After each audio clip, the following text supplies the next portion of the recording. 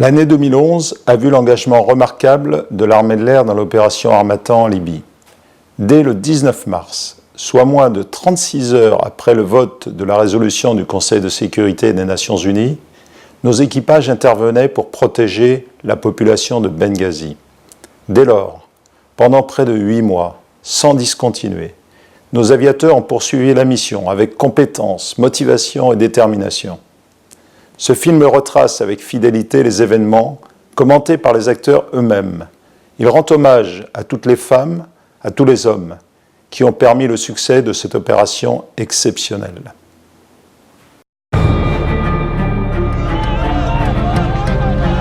Tous ces pays se libèrent.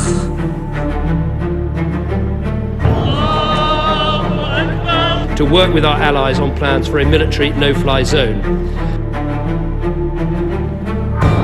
Février 2011. Les révoltes du printemps arabe se propagent à la Libye. L'inquiétude gagne l'Occident et les pays alliés.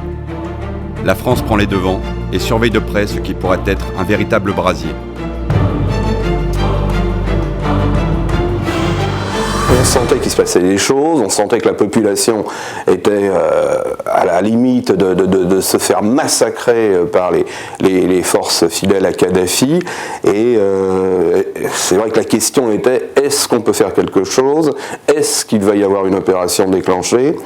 Et on a tous travaillé sur des optiques d'intervention et forcément d'intervention aérienne. On confirme le bout de zone. Confirme 13 petits. Au vu des représailles du colonel Kadhafi sur son peuple, le rapatriement des ressortissants est la priorité.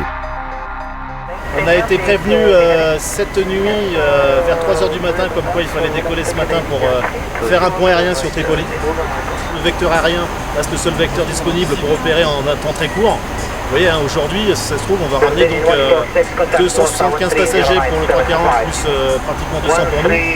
En gros, 400 passagers sur une journée. Le 22 février, l'Estérel déploie ses Airbus A310 et A340. Il faut aller vite. Près de 10 000 expatriés de toutes nationalités, entassés à l'aéroport de Tripoli, attendent la délivrance. Et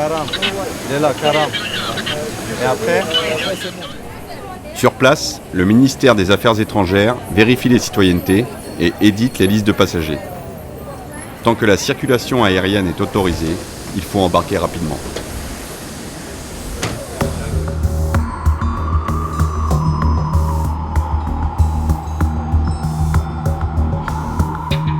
Dans les jours qui suivent, les villes libyennes majeures tombent aux mains des insurgés.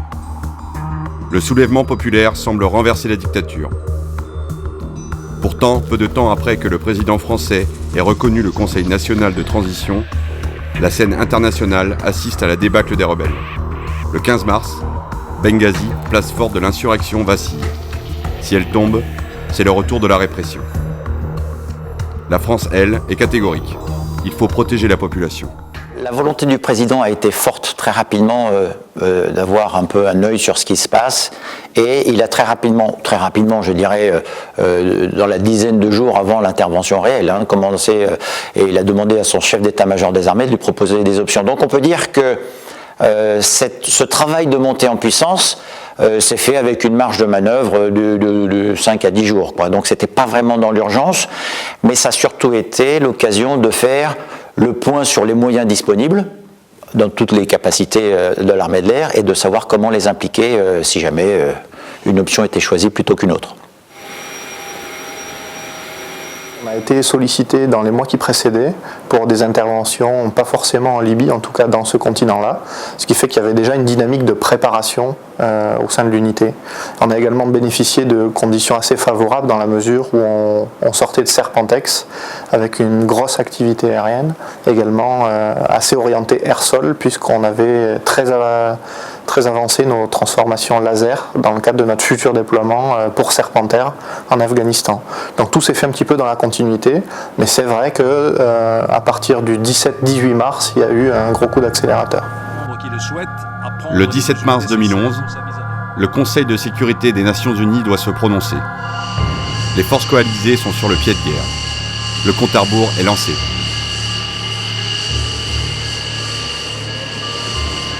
C'est vrai que cette journée n'est peut-être pas la journée clé, mais qu'elle commence à donner des pistes et qu'on se dit peut-être que dans les jours qui viennent, puisqu'on attend tous la résolution de l'ONU, ça va partir. Ça s'est fait dès le 17 où les premières informations ont été données à l'unité pour commencer à préparer les premières missions. Donc différentes options, RR, air-sol, bien entendu, ROCO ou encore une frappe stratégique dans la profondeur. On a travaillé au début sur un cadre général, tactique, comment réagir par rapport à telle et telle menace le jour J, sachant qu'on aurait très tardivement les décisions avec les règles d'engagement, puisque celles-là, elles ne peuvent commencer à ne s'établir qu'après la signature de la résolution de l'ONU, donc ça arrivera forcément entre le jeudi soir et le samedi matin. C'est ce mandat de l'ONU justement qu'attendait la communauté internationale pour intervenir en Libye. Dans la nuit de jeudi à vendredi, 10 des 15 pays du Conseil de sécurité votent pour, 5 s'abstiennent sans utiliser leur veto. La résolution 1973 est adoptée. Les forces font partie d'une coalition internationale que nous avons formée pour protéger la population civile libyenne. Nous ne pouvons pas rester inertes alors qu'un tyran déclare qu'il n'aura pas de pitié pour son peuple. La résolution 1973 est le socle éthique et moral qui définit le champ d'action des frappes. Outil indispensable à la préparation des forces, elle donne le cadre des opérations. Le Conseil autorise toutes les mesures nécessaires, ce qui signifie en langage diplomatique des actions militaires. Il n'y aura pas d'intervention terrestre, ceci est d'ailleurs très clairement indiqué dans la résolution du Conseil de sécurité. Car la résolution 1973 autorise en effet les États membres à prendre toutes les mesures nécessaires, mais doivent exclure le déploiement d'une force d'occupation étrangère, sous quelque forme que ce soit. Le matin même, il y avait encore des avions qui volaient autour de Benghazi. On savait que ça allait être une mission assez compliquée parce qu'il y avait aussi bien des avions des forces rebelles que des forces pro-Kadhafi. Donc on savait très bien qu'on allait devoir faire vraiment la police et essayer d'identifier qui volait au moment où on arrivait sur zone et donc pour mettre en place cette no-fly zone. Une torche embrase le ciel de Benghazi. Un MiG-23 s'écrase en plein centre-ville. L'opposition libyenne déclare cette perte. Cet événement renforce la nécessité des règles d'engagement. Tout le trajet aller se passe dans l'avion à se répéter les différents cas possibles qui peuvent se présenter pour bien être sûr de quand est-ce qu'on aura le droit d'ouvrir le feu et quand est-ce qu'on doit demander l'autorisation, histoire de pas déjà de respecter ce cadre d'engagement qui nous sera fixé et puis surtout de ne pas se tromper dans l'appréciation de la situation. La première vague était constituée uniquement de Rafale avec 2 patrouilles, une première patrouille de 4 avions dont je faisais partie, dont le but était de protéger, de mettre en place cette no-fly zone, donc d'interdire le ciel dans les proximités de Benghazi aux avions libyens pour cesser ce bombardement qui durait depuis plusieurs jours. Et une deuxième patrouille qui était en charge de faire une première reconnaissance tactique pour donner au CPCO, donc au centre de commandement français, des éléments tangibles d'appréciation de la situation sur toute la frange littorale de Benghazi jusqu'à Jdabiya, puis un petit peu plus au sud.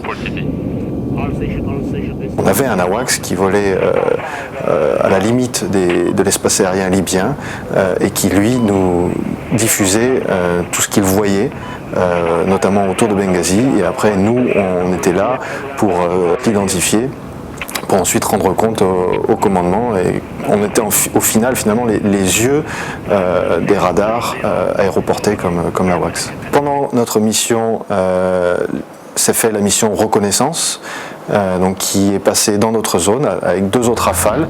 Ils avaient décollé juste derrière nous et une part de notre mission aussi était de nous assurer, enfin d'assurer leur protection en cas de besoin. Donc ils sont passés dans notre zone, ils sont allés un peu plus loin.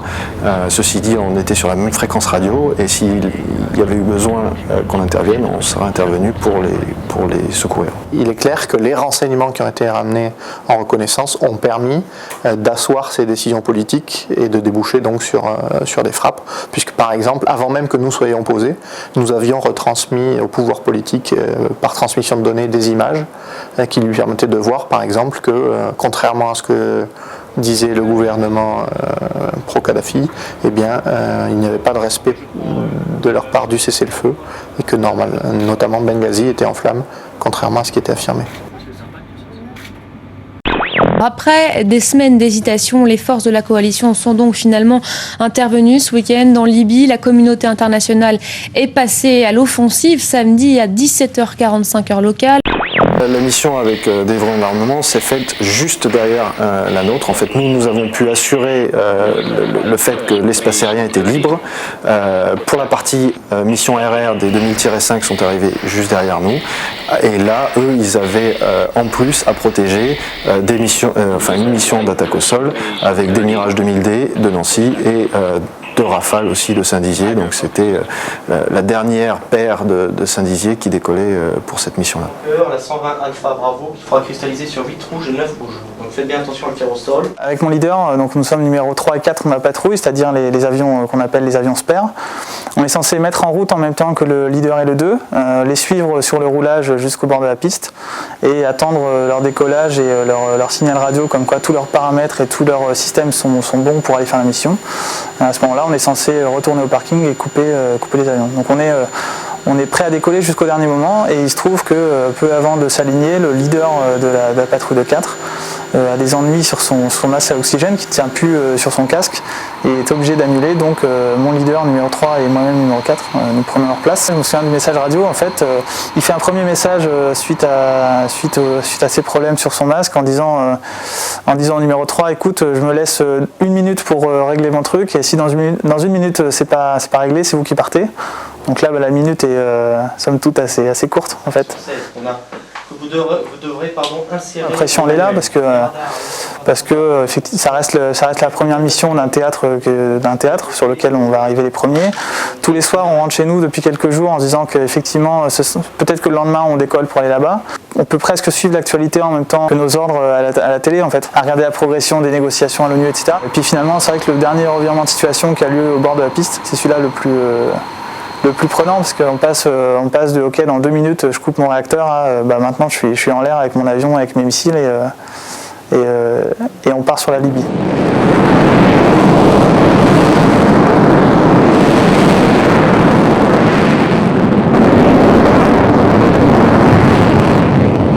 Les renseignements nous laissent présager que les avancées ont été très rapides et que les forces pro-Kadhafi sont sur le point d'engager les civils dans la ville de Benghazi et ne respectent pas le cessez-le-feu.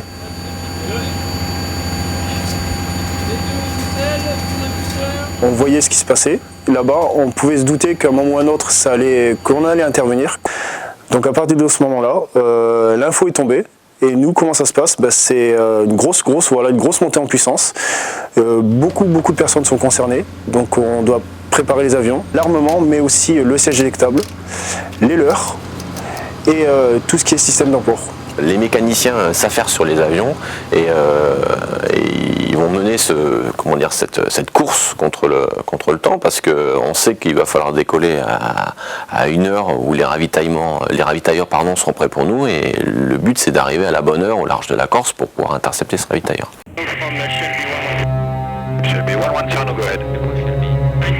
L'équipage a besoin de l'information sur le renseignement.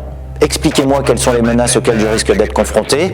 Le site solaire SA3, par exemple, qui est situé dans les environs de Misrata, est actif. Ok, je sais que telle manœuvre, je devrais avoir telle manœuvre évasive si jamais j'étais engagé. Je suis dans un système assez haut et donc assez protégé. Et si je prends un risque, il est calculé. À la fois, il est autorisé par les règles d'engagement et ensuite, il est calculé parce que je sais comment y faire face.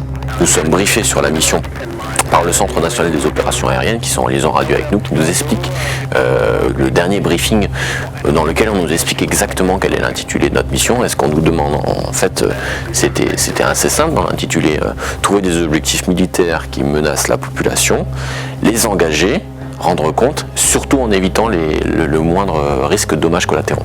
La difficulté à savoir qui est quelle est la bonne maison, là, c'est où est le char, où est la population civile, est-ce que la frappe va être exacte, va être précise.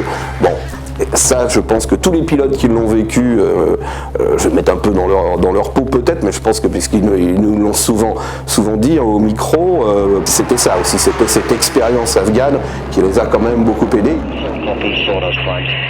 En retour de mission, on a croisé nos camarades, chacun s'est dit bonjour avec un petit battement de plan, en souhaitant bon courage. Comme la première vague était de Saint-Dizier pur et la deuxième vague était un mixte, nous, la première vague, on n'avait pas du tout eu de contact avec les gens qui allaient voler juste derrière nous et on a découvert la quasi-totalité du dispositif en vol. On a pu donner les dernières positions des systèmes de défense solaire qui nous avaient pris à partie, les dernières informations utiles pour leur mission. Arrive la phase des holds. Les chasseurs se séparent des tankers qui ne doivent pas s'exposer davantage à la menace. On arrive au large de Benghazi à ce moment-là et mon navigateur qui s'affaire sur le pod d'annihilation laser va rechercher s'il trouve un objectif militaire. Il va détecter une colonne d'obusiers qui sont des obusiers Palmaria, c'est des canons montés sur des châssis de chars qui sont en ligne droite, alignés en position de tir vers Benghazi. On va cross-checker dans l'appareil, s'assurer qu'on a la même analyse de cet objectif et que c'est bien notre objectif, qu'il n'y a pas de risque pour les civils alentours, il n'y a pas de bâtiments, ce genre de choses. Et on décide donc d'engager au plus vite lors d'un nouveau passage avec une frappe simultanée avec mon équipier. On est tous ensemble sur la même fréquence, donc on entend leur recherche, on entend leur tir. On entend le moment où il largue les bombes, donc à ce moment-là, avec mon leader, on prend tous les deux un cap sur la côte libyenne pour essayer éventuellement de voir les impacts des bombes sur le sol libyen, parce que étant donné qu'à ce moment-là, la lumière commence à baisser, on doit être au milieu du crépuscule, donc il y a des lumières particulières et on s'attend à voir les explosions de bombes, et il se trouve qu'à ce moment-là, en fait, on voit 4 missiles décoller du sud de Benghazi et monter vers nous. Vers nous ou les mirages de Midday, d'ailleurs. On ne saura jamais.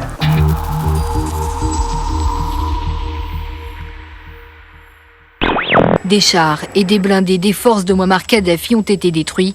Première cible de l'armée française atteinte.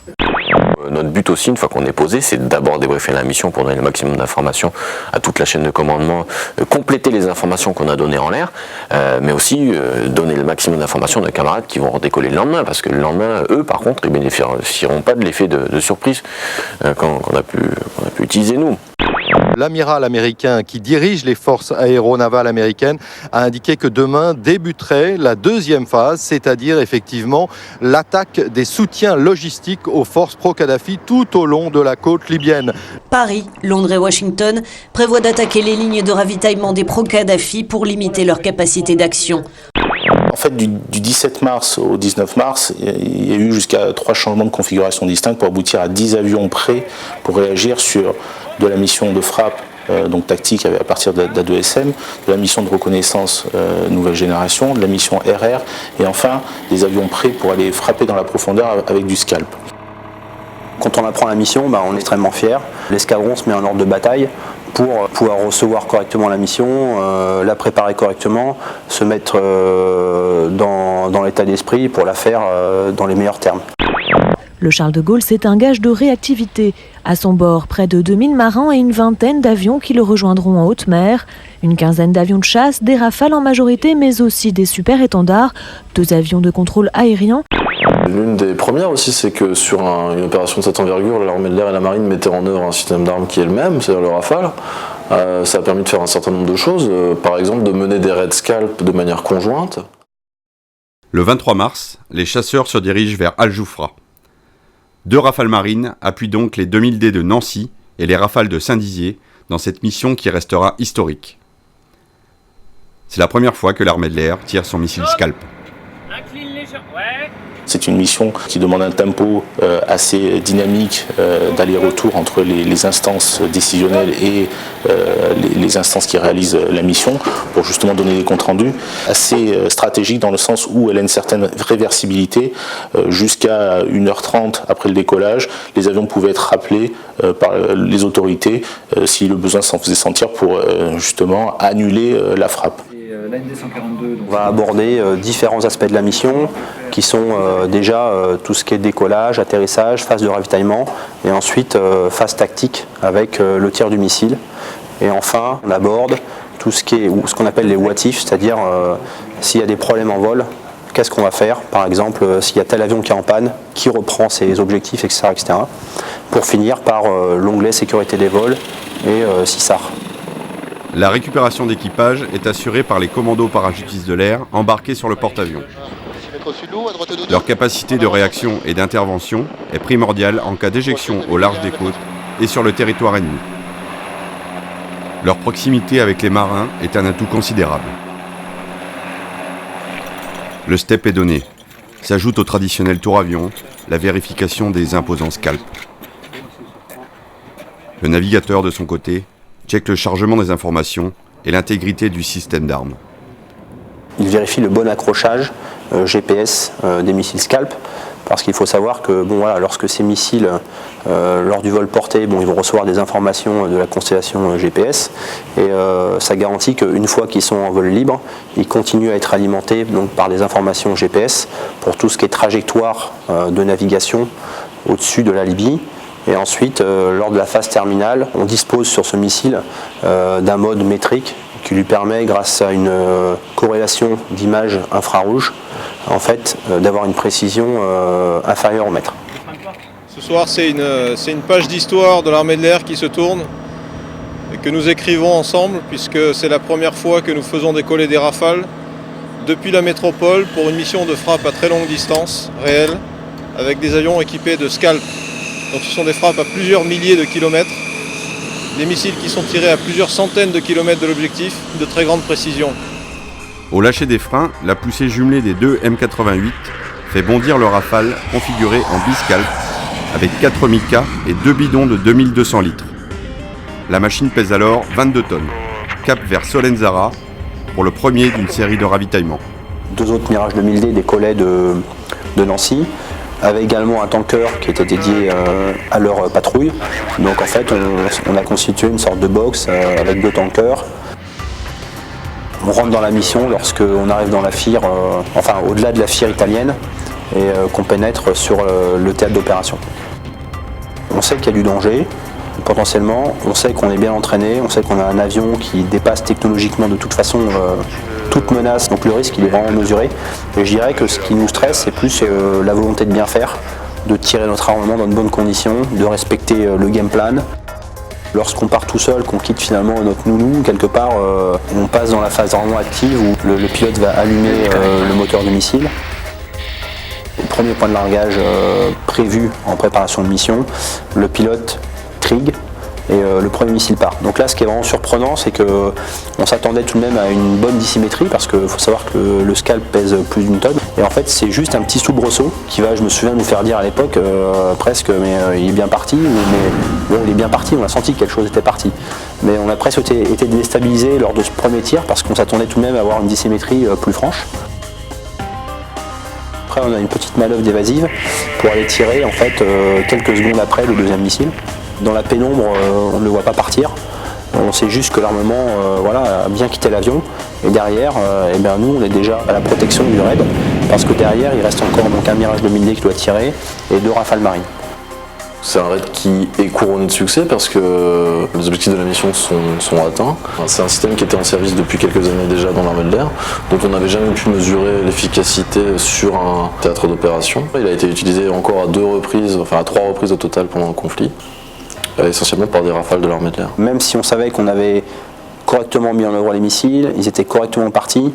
Après, il y a toujours un doute sur le bon fonctionnement du missile lors du vol libre. Des satellites Helios ont été dépêchés sur la zone des objectifs et en fait on nous a très rapidement donné le résultat de nos tirs, ce qu'on appelle le BDA, le Battle Damage Assessment, et on a pu constater que les missiles Scalp qui avaient été tirés cette nuit-là ont fait but de manière métrique. Donc là on a vraiment la satisfaction du devoir accompli, quoi.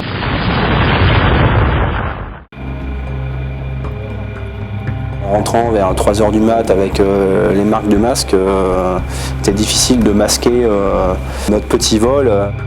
La difficulté, ça a été d'annoncer à nos familles que en fait, on revenait de mission de guerre, parce que c'est clair que pour la plupart, on n'avait pas prévenu nos épouses, nos enfants. Pour moi, c'était nous qui avions fait plusieurs opérations, mais chaque fois en déployant sur un terrain extérieur où on a tout le temps pour monter en pression, parce qu'on se déploie, on se projette quelque part, et je dirais que ce temps de déploiement, c'est un peu un sas de mise en pression.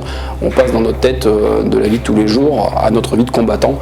on n'est plus focalisé uniquement sur la mission. Or là, c'est un peu différent dans le cadre du quotidien, avec la proximité de la maison, de la famille, et en même temps, le lendemain matin, il fallait coller pour la mission de guerre. Nous sommes devant la base 126 de l'armée de l'air, ici à Solenzara, dans le sud de la Corse, à 1000 km de Tripoli. Une petite heure de vol pour un chasseur seulement.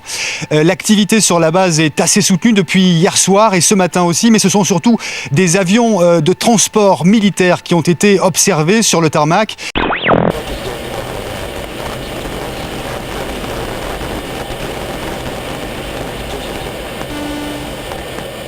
À partir du moment où on sait que les premières missions partent de Nancy, de Saint-Dizier, on se dit, on a oublié cette belle île corse qui est donc notre porte-avions. Bon, désolé pour l'armée de l'air, c'est un porte-avions.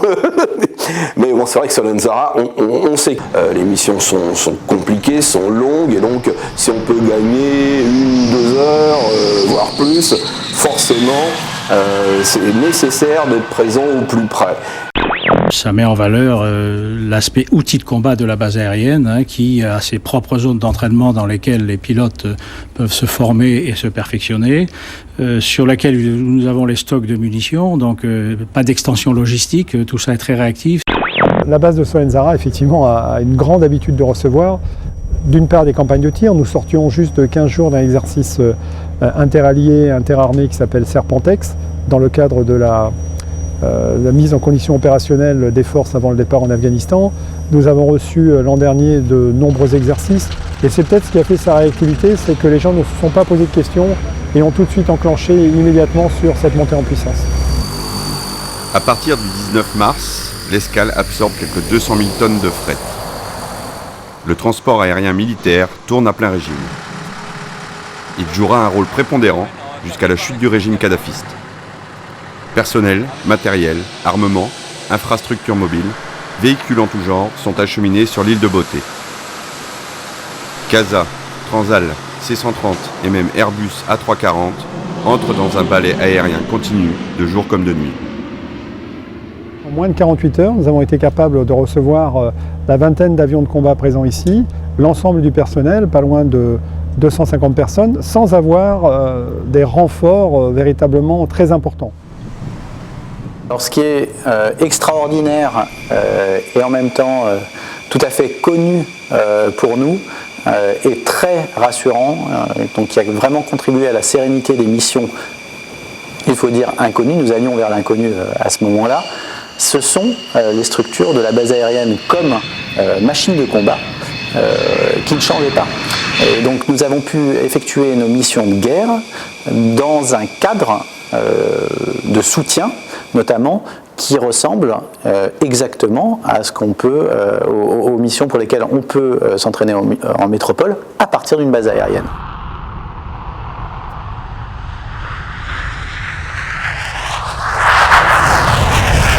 L'une des images qui me reste, c'est justement Solenzara pendant les premiers jours, les premières semaines du conflit, où on a vu sur un même tarmac des Mirage F1CR dont on sait qu'ils vont quitter le service dans les années à venir.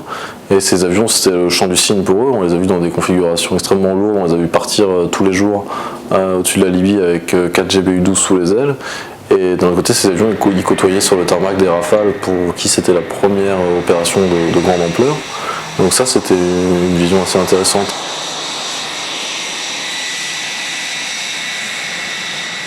Le F1 et son pod Presto, qui est en service depuis quelques années seulement, apporte vraiment un complément indispensable et permet aussi de soulager le Rafale qui peut se consacrer à d'autres missions. Donc c'est vraiment un juste équilibre de capacité et avec le pod Presto et surtout, je le souligne aussi, la qualité de nos pilotes et des interprétateurs images qui font vraiment la différence.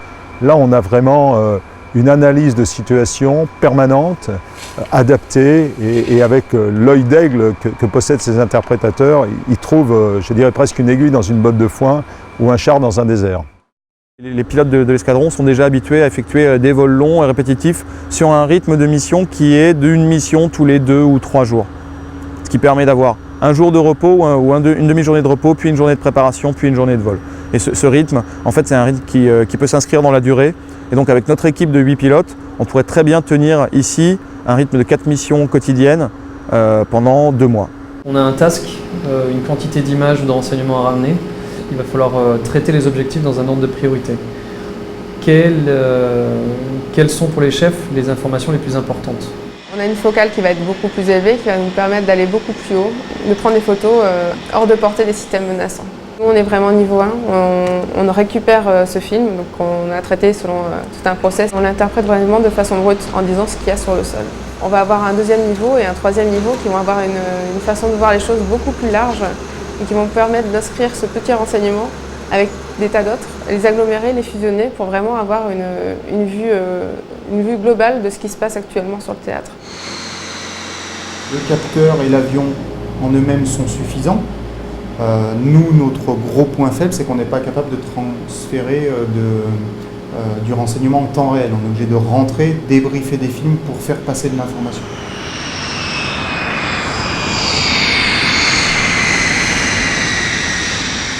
Ils compensent la vétusté de leur matériel par leur grande expérience. La 33 est un escadron qui ne fait que de la reconnaissance depuis des années, ce qui n'est pas le cas du 1.7, puisque le 1.7 c'est une des missions parmi tant d'autres. C'est un capteur supplémentaire qui alimente cette boucle courte et qui permet d'avoir d'autant plus d'informations que les pilotes puissent repartir en vol avec une photo, un dossier, une coordonnée et peut-être un objectif à traiter. Pour notre système RecoNG, on a une station de réception de données qui est prévue. C'est un shelter qu'on peut transporter sur n'importe quel théâtre. C'est notre environnement de travail normal. Ce qui est un peu plus inhabituel, c'est d'avoir le niveau 2 tout de suite à côté de nous. Et en plus, nous avons les avions qui vont faire des missions d'attaque. Donc tout ça, ça nous permet de faire ce qu'on appelle une boucle courte du renseignement. C'est-à-dire que directement, dès qu'on voit quelque chose, on le transmet aux avions qui peuvent éventuellement frapper avant qu'ils remontent toute la chaîne de renseignement.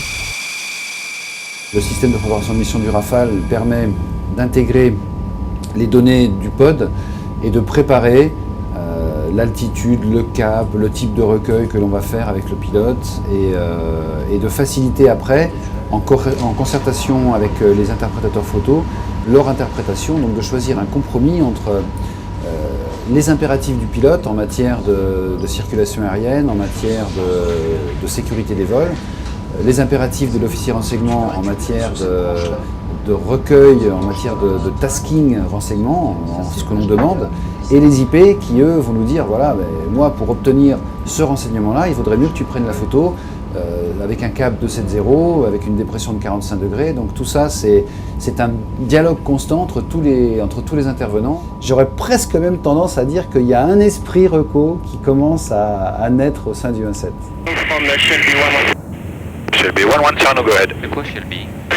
Le Rafale de l'armée de l'air, lorsqu'il passe à proximité du porte-avions qui est actuellement dans le golfe de Sirte, envoie en transmission de données toutes les images et ça réduit la boucle d'exploitation des images puisqu'on gagne 1 heure en transmettant nos données au porte-avions.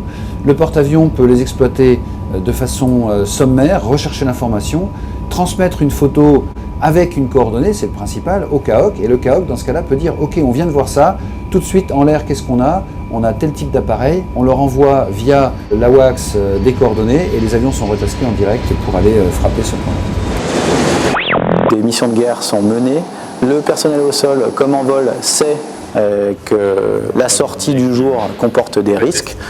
C'est pourquoi nous essayons au maximum d'intégrer toutes les spécialités qui étaient représentées au rendu des missions.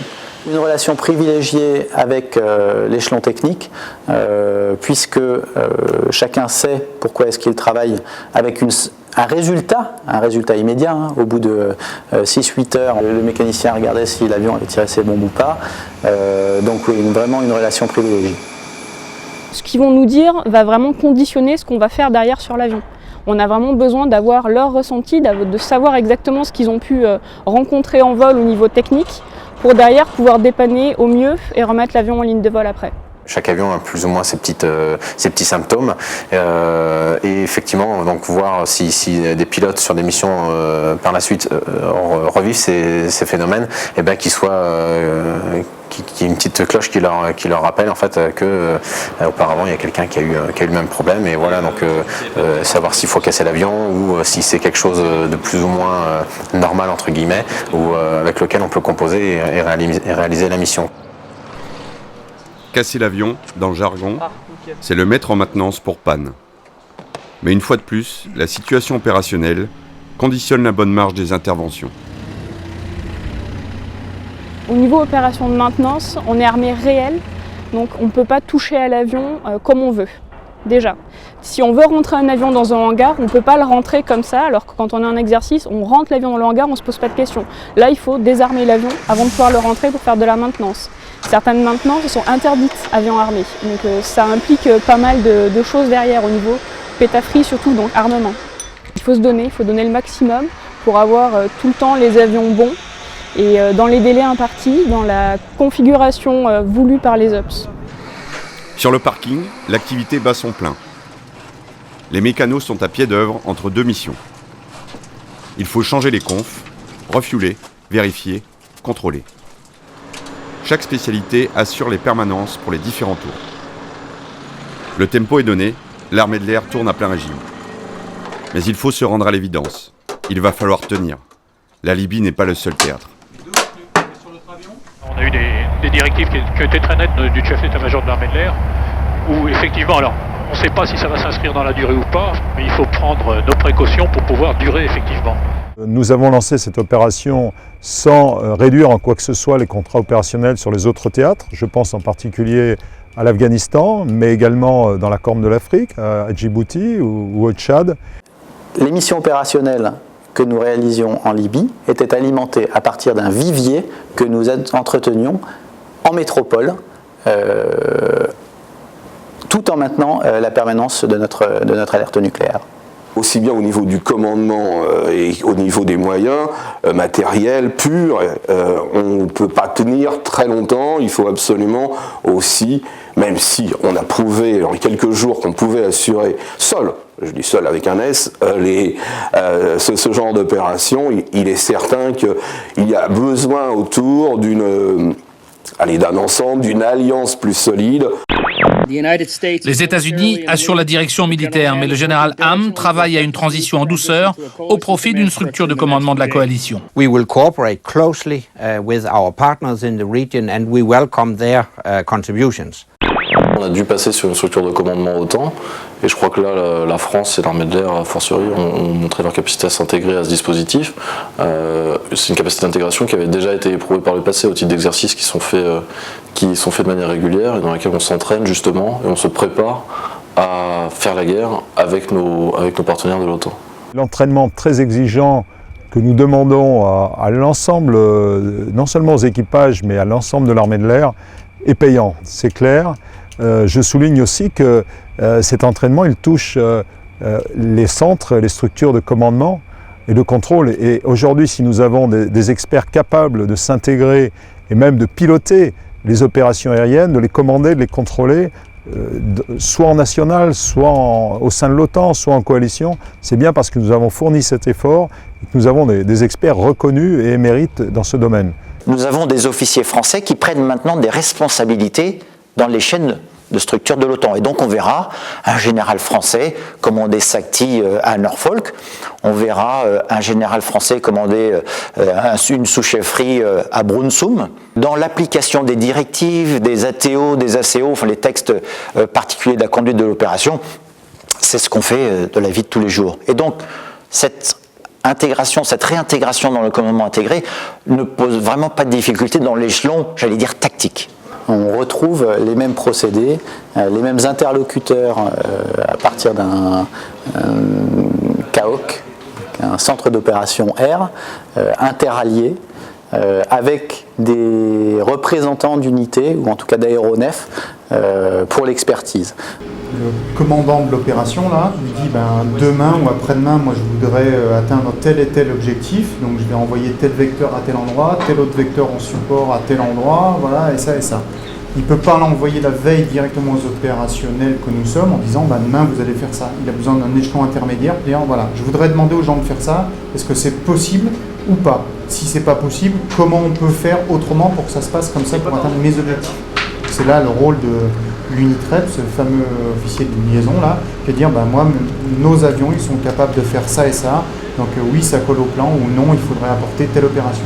Et quand c'est validé, ça répond aux attentes du chef de l'opération, et bien ça retombe en ordre de mission pour nous. L'OTAN entre enfin en scène en Libye. L'Alliance prend le relais de la coalition pour imposer la zone d'exclusion aérienne. La coordination opérationnelle, technique, se fera au niveau de l'OTAN, mais la coordination politique, comme l'a très bien indiqué M. Juppé, le ministre d'État en charge des Affaires étrangères, se fera au niveau de la coalition. C'est quelque chose qui a fait l'objet d'un accord entre M. Obama, M. Cameron et moi-même. La qualité du pod RECO-NG et les images, elles vont être intéressantes, mais dans la mesure où on partage le renseignement. Apporter un AWACS comme capacité dans une coalition, vous l'apportez au titre d'un AWACS. Et tout le monde connaît l'action de l'AWACS et son intégration dans la composante. Mais apporter des images RECO du pod NG ou tirer un site solaire SA3 avec la 2SM, là c'est quelque chose de nouveau et qui vous donne une certaine crédibilité.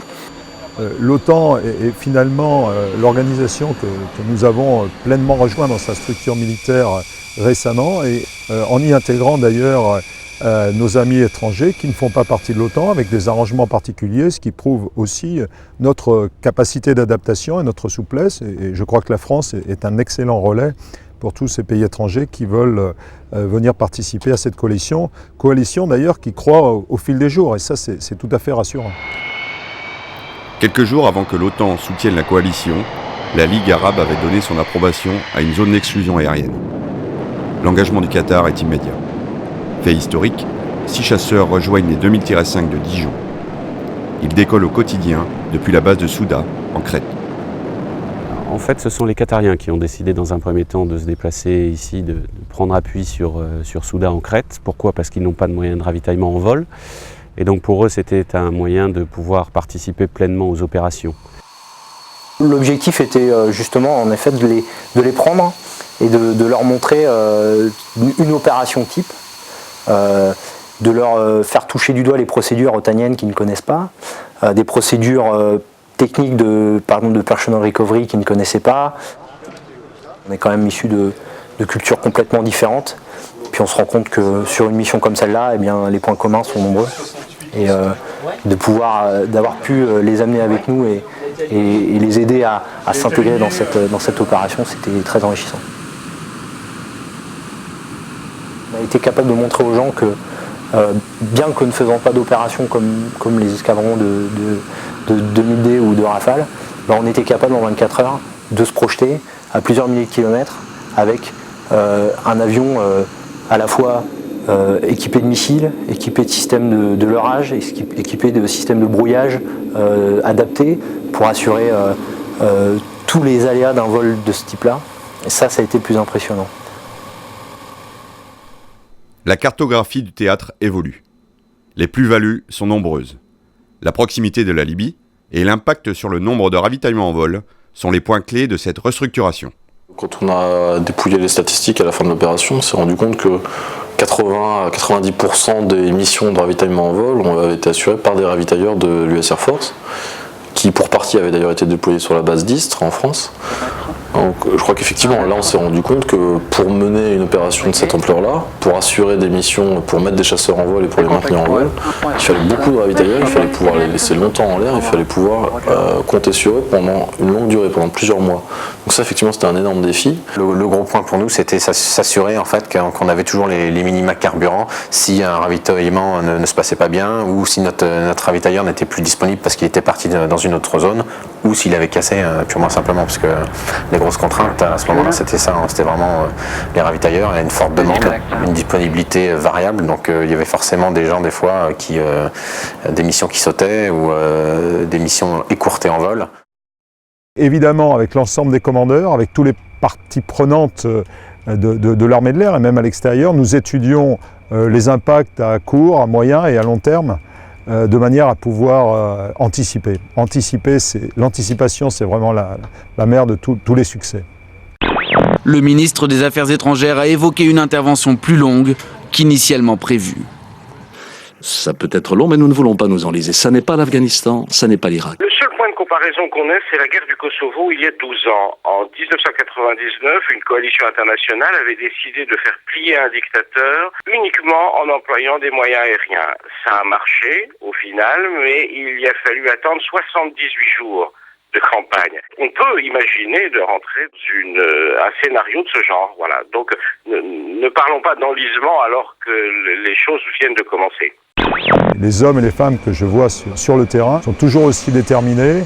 Ils connaissent le sens de leur mission, l'importance. Si je suis ici, c'est évidemment pour les soutenir, pour les encourager, identifier le retour d'expérience, leurs sentiments, leur perception des choses, voir comment, à notre niveau, on peut prendre tout cela en compte pour améliorer les choses là où c'est possible, dans les détails parfois, mais quand on mène une opération de cette nature, les détails comptent énormément. C'est mes hommes.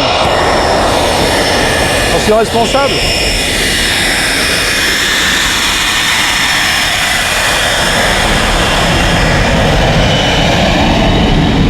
Je me mets à leur place parce que j'ai été pilote aussi en opération, donc je peux imaginer les sensations et les sentiments qu'ils ont aujourd'hui, qui sont à l'instant, ils sont concentrés sur leur mission. Ils ne savent pas trop forcément ce qu'ils vont trouver en face. Ils savent que de leur mission dépendent des vies et donc qu'ils en sont totalement responsables. Et le risque zéro n'existe pas des deux côtés. Mais le risque zéro n'existe jamais, surtout pas en période de conflit, ils le savent, ils l'acceptent et donc ils sont totalement concentrés là-dessus avec toutes leurs compétences, mais c'est avant tout un engagement humain. On parle alors d'une seconde montée en puissance. Les Mirages de Mylène viennent renforcer le dispositif mis en place par les 2000D.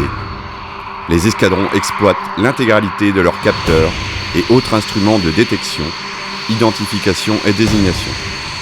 L'armement est adapté à chaque mission. Ici à Harmattan, deux types de missions. Une mission qu'on appelle le SCAR et une autre qu'on appelle le Deliberate Targeting.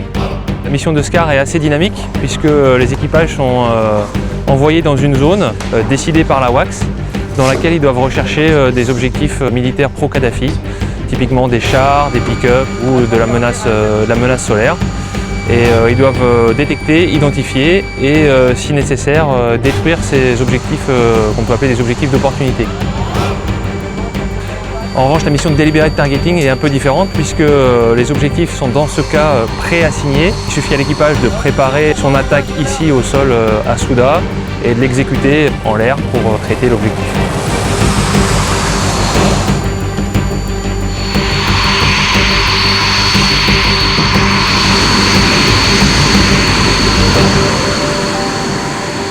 Nous avons développé une munition à effets collatéraux réduits et qui permet effectivement d'intervenir contre des cibles qui seraient plus proches d'habitations ou de populations avec un moindre degré de risque.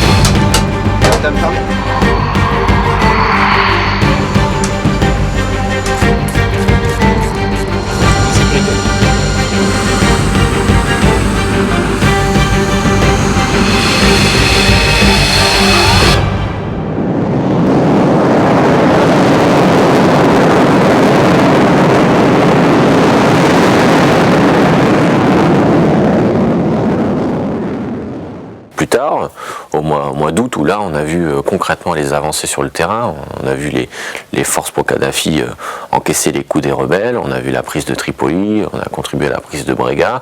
Là, on avait quand même une grosse activité parce que les Mirages 2000 étaient accompagnés des 2000N, des Mirage F1. Pendant ce temps, les Rafales faisaient leur mission aussi au départ de la Sicile. Et au moment où le porte-avions est parti, on a rajouté quelques avions en plus, quelques équipages en plus. Et en fait, au niveau de la coalition, l'activité française a été maintenue et le nombre de sorties françaises a été maintenu. Et le résultat aussi était toujours présent. Ce qui prouve que l'armée de l'air était quand même bien préparée à gérer une situation qui va lui faire employer, on va dire, tous ces moyens et hommes le plus professionnellement possible et avec les résultats qu'on connaît.